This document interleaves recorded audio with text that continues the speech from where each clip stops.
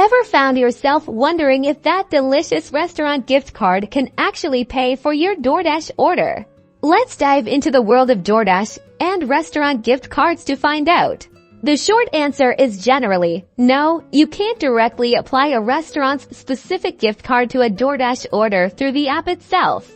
Doordash typically requires payment through their own platform, like credit cards, debit cards, or their own Doordash gift cards. Restaurant-specific gift cards are usually for in-person use at that particular establishment. So, what are your options if you really want to use that gift card for food delivered by Doordash? Here's where we get a little creative. The most straightforward workaround is to use the restaurant's own delivery service if they offer it. Many restaurants have their own online ordering platforms or apps, and you can usually redeem your gift card there directly.